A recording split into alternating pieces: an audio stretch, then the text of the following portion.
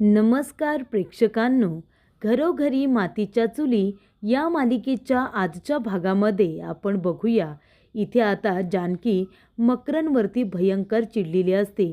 जेव्हा इथे मकरन म्हणत असतो की जानकी, अगं हा फक्त एक प्रँक होता, मला तुला त्रास द्यायचा नव्हता, खरंच हा एक प्रँक आहे.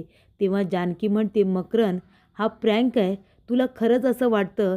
तू जे काही बोलशील त्याच्यावरती मी आता आंधळेपणाने विश्वास ठेवेन? हा प्रँक आहे हे न कळण्या इतपत मी मूर्ख वाटले तुला? तेव्हा प्रेक्षकांनो, जानकी म्हणत असते, खरंच मी मूर्खच होते मकरन, तुझ्या मनामध्ये काय आहे ते मी समजू शकले नाही. आता मला कळतंय, तुझ्या मनामध्ये काहीतरी वेगळं होतं, म्हणूनच तू हे सगळं करत होतास ना, बरोबर ना? मुद्दामून हे सगळं घडवून आणलंस तू. जानकी म्हणते की तुझ्या केबिनमध्ये, तुझ्या ड्रॉवरमध्ये हा माझा असलेला फोटो आणि त्याच्यावरती तू आय लव्ह यू जानू असं लिहून ठेवलेलं आहेस. ह्या रूममध्ये वेड्यासारखे सगळीकडे माझे फोटोज लावलेस, बरोबर ना? आणि तू म्हणतोयस की हा एक प्रँक आहे. एवढ्या दिवस तू हे सगळं करून आणतोयस, घडून आणतोयस, आणि तू आता एका मिनिटात म्हणतोयस की हा सगळा एक प्रँक होता. तुझ्या मनामध्ये असं काहीच नव्हतं. जानकी म्हणते, मीच मूर्ख होते की मी तुला ओळखू शकले नाही. आता मला कळते मकरन, ते ब्लँक कॉल्स तूच मला करत होतास ना, ते ब्लँक मेसेजेस ते सुद्धा तूच करत होतास, बरोबर ना? मी अभ्यास करत असताना माझ्या अंगावरती कागदाचे विमान बनवून त्याच्यावरती कविता करणारा तूच होतास, बरोबर? आणि माझ्या घराच्या बाहेर इथे कविता करून त्याच्यावरती गुलाबाचं फूल ठेवणारा सुद्धा तूच होतास. रस्त्याने मी घरी येताना मला फॉलो करणारा, मला घाबरवणारा आणि लगेच येऊन माझ्या समोर उभं राहणारा सुद्धा तूच होतास ना मकरन? हे सगळं तू घडवून आणत होतास आणि तरीसुद्धा तू म्हणतोयस की हा सगळा एक प्रँक होता. मकरन, तुझ्या मनामध्ये जे काही होतं तू आधी मला का नाही सांगितलंस? हे सगळं करायची काय गरज होती तुला मकरन? आता मला कळतंय, माझ्या वाढदिवसाच्या दिवशी मला किडनॅप करून मला सरप्राईज देणारा तू. अरे तुला माहिती आहे, तुझ्यामुळे मला किती टॉर्चर सहन करावा लागलं आहे, हे माहिती तरी आहे का तुला? नाही मकरन, तुला काही नाही कळणार. तू मला किती टॉर्चर दिलं आहेस ना, हे तुला नाही कळणार. तेव्हा मकरन म्हणत असतो, जानू प्लीज प्लीज एकदा माझं ऐकून घे. तू सगळं काही विसरून जा, सगळं काही विसरून जा. आपण नव्याने आपल्या मैत्रीची सुरुवात करूया ना, प्लीज आपण नव्याने सुरुवात करूया. जानकी म्हणते, डोंट टच मी, आणि यापुढे तू माझा मित्र नाही आहेस. तू कधीच माझा मित्र नव्हतास मकरन. पण तरीसुद्धा तू मला जॉब दिलास, मी जॉब करत होते आणि सगळं काही व्यवस्थित सुरू होतं. पण तू जो वागला आहेस ना, त्यासाठी मी तुला कधीच माफ करू शकत नाही. कारण तू चुकी नाही, गुन्हा केला आहेस मकरन, आणि गुन्ह्याची माफी नसते. तू माझा विश्वासघात केला आहेस, मला हे अजिबात आवडलेलं नाही आहे. हे फोटोवरती आय लव्ह यू लिहिणं आणि ही वेड्यासारखे सगळे फोटो रूममध्ये लावणं, याला काय म्हणतात मकरन? तेव्हा इथे मकरन म्हणतो, जानकी प्लीज प्लीज एकदा ऐक. तेव्हा जानकी जोरदार त्याच्या थोबाडीत देते आणि म्हणते की आत्ताच्या आत्ता मी तुझी नोकरी सोडते, तुझा आणि माझा काही संबंध नाही आहे, असं म्हणून ती आता निघून गेलेली असते. तेव्हा इथे मकरन आता जोरदार ओरडत असतो. त्याला या सगळ्याचा आता त्रास होत असतो, पश्चाताप होत असतो. तर इथे सुमित्रा म्हणत असते की तुम्ही माझ्या मुलाकडे गेला होतात ना, मग घरी गेला नाहीत? तेव्हा नाना म्हणतात, नाही गेलो, तुझ्या मुलाला भेटायला गेलो होतो पण घरी नाही गेलो. तेव्हा सुमित्रा म्हणते, का का नाही गेलात तुम्ही? तेव्हा नानासाहेब म्हणतात, कारण मला त्याच्याकडे जाण्याची इच्छा नव्हती. तेव्हा इथे आता नानासाहेब म्हणत असतात की तुझ्या मुलाने कबूल केले, पाटील साहेबांना तो स्वतः 10 लाख रुपये देणार आहे. सुमित्रा म्हणते, का?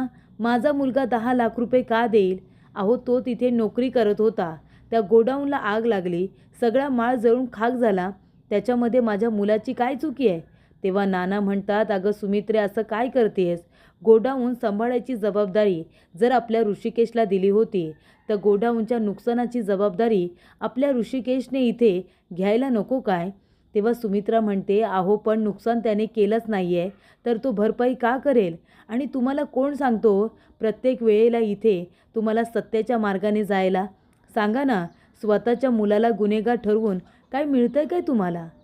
तेव्हा सुमित्रा म्हणते की त्या गोडाऊनला आग लागली, त्याचं नुकसान झालं, तर माझा मुलगा ऋषिकेश 10 लाख रुपये का देईल? आणि कुठून देईल तो? त्याच्याकडे कुठून पैसे येतील?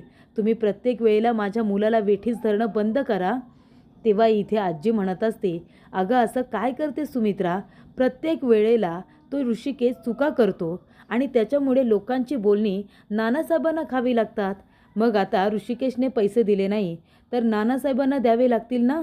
तेव्हा सुमित्रा म्हणते, मग तुमची जर हीच इच्छा असेल ना तर माझे दागिने घेऊन जा आणि ते विका. त्याच्यातून जे काही पैसे येतील ते तुम्ही पाटील साहेबांना देऊन टाका. माझा मुलगा ऋषिकेश एवढे पैसे कुठून आणेल. तेव्हा इथे नानासाहेब म्हणत असतात की सुमित्रा, तुला ते दागिने वगैरे विकायची गरज नाही आहे. प्रत्येक वेळेला मुलासाठी धावून जायची गरज नाही आहे. अगं त्याला आपण संधी तर देऊया. बघूया आता तो स्वतःच्या पायावरती उभं राहण्यासाठी काय करतोय ते. त्याला ही जबाबदारी घ्यावीच लागेल आणि ही जबाबदारी त्याला जबाबदारीने पार पाडावीच लागेल. आणि ह्या वेळेला मला असं वाटतंय की ऋषिकेश हे सगळं करून दाखवेल. कारण ह्या वेळेला ऋषिकेश ज्या पद्धतीने माझ्याशी बोलत होता ना, त्याच्या बोलण्यात मला आत्मविश्वास जाणवला. त्यामुळे ऋषिकेश ह्या वेळेला नक्की स्वतःच्या पायावरती उभं राहून दाखवेल असं मला वाटतंय. तर इथे प्रेक्षकांनो, आता सारंग म्हणत असतो की दादा, अरे तुला शब्द द्यायची काय गरज होती. अरे 10 लाख रुपये ही काही कमी रक्कम आहे का. कुठून आणणार आहेस तू एवढे पैसे. तेवढ्यातच ऋषिकेश म्हणतो, हे बघ मी शब्द दिला आहे आणि आता तो शब्द मला पूर्ण करायलाच हवा. तेव्हा तिथे जानकी आलेली असते. ऋषिकेश म्हणतो, जानकी अगं काय गं, तू इतक्या लवकर घरी आलीस. आज काय तू हाफ डे घेऊन आलीस की काय. तेव्हा इथे जानकी म्हणते, नाही काही नाही, मी असंच घरी आले. एक छोटासा प्रॉब्लेम झाला आहे म्हणून आले होते. तेव्हा इथे सारंग म्हणतो, तुझा प्रॉब्लेम, तुला माहिती आहे का तुझ्यामुळे माझा दादा किती मोठ्या प्रॉब्लेममध्ये अडकला आहे. तेव्हा जानकी म्हणते, म्हणजे काय झालं. तेव्हा ऋषिकेश म्हणतो, सारंग असं काय करतोयस तू, असं का तिच्याजवळ बोलतोयस. हे बघ तिची काही चूक नाही आहे. तेव्हा सारंग म्हणत असतो, तिचीच चूक आहे दादा. तिलाच वाचवण्यासाठी तू त्या आगीमध्ये उडी घेतली होतीस ना, तिलाच वाचवलंस ना तू. तेव्हा जानकी म्हणते, ऋषिकेश नक्की काय झालं. तेव्हा इथे सारंग म्हणतो, मी सांगतो ना की ज्या मालकाच्या इथे दादा काम करत होता ना, त्याच्या गोडाऊनला आग लागली, सगळा माळ जळून खाक झाला. त्यासाठी तो माझ्या दादाला जबाबदार ठरवतोय.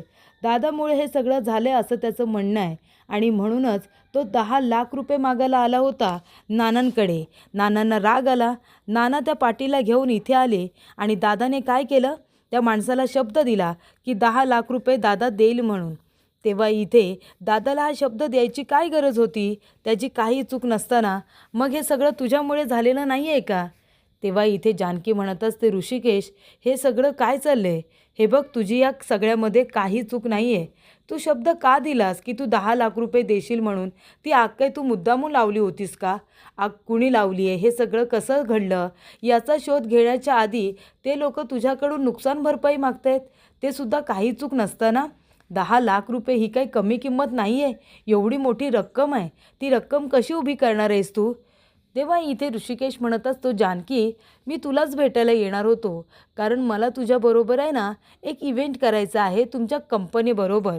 तेव्हा इथे जानकी म्हणते की तू कंपनीबरोबर इव्हेंट नाही करू शकणार कारण आता मी तिथे जॉब नाही करत, मी ती नोकरी सोडली आहे. तेव्हा ऋषिकेश म्हणतो, का जानकी तू का नोकरी सोडली आहेस. तेव्हा जानकी म्हणते, ते मी तुला नंतर सांगेन, पण आता मी तिथे नोकरी नाही करत आहे. तेव्हा मकरन म्हणतो, मला पण कळत नाही आता मी काय करू. मी नानांना आणि पाटील साहेबांना शब्द तर दिलाय की 10 लाख रुपये लवकरात लवकर जमा करून देईन म्हणून, पण असं काय करू की त्याच्यामधून मला 10 लाख रुपये मिळतील. तेव्हा इथे ऋषिकेश म्हणत असतो की आता मी एकट्याने करायचं तरी काय. जानकी म्हणते, तू एकटा कुठेस, मी आहे ना तुझ्याबरोबर. हे बघ ऋषिकेश, आता हार मानायचं नाही. हार मानणं सोपं असतं पण लढत राहणं कठीण. त्याच्यामुळे आपल्याला आता लढत राहायचं आहे आणि असं काहीतरी करून दाखवायचं आहे की तू या सगळ्यातून पैसेसुद्धा कमवशील आणि इज्जतसुद्धा. जे काही करायचं आपण दोघेजणं मिळून करायचं. मी आहे तुझ्याबरोबर असं जानकी म्हणते. त्यानंतर प्रेक्षकांनो, नानासाहेब त्याचबरोबर ऋषिकेश आणि पाटील साहेब यांच्यामध्ये जे बोलणं झालेलं असतं 10 लाख रुपयांवरून, ते बोलणं एका माणसाने मोबाईलमध्ये रेकॉर्ड केलेलं असतं, व्हिडिओ तयार केलेला असतो आणि तो व्हिडिओ मकरनला दाखवलेला असतो. तेव्हा इथे मकरनला समजतं की ऋषिकेशला 10 लाख रुपये जमा करायचे आहेत. पण आता ते ऋषिकेश 10 लाख रुपये जमा करू शकणार नाही. यासाठी मी प्रयत्न करेन असं मकरन म्हणतो. तेव्हा प्रेक्षकांनो, सारंग म्हणत असतो, अरे काय बोललीस ग तू, एक नंबर बोललीस, काय डायलॉग मारलास तू.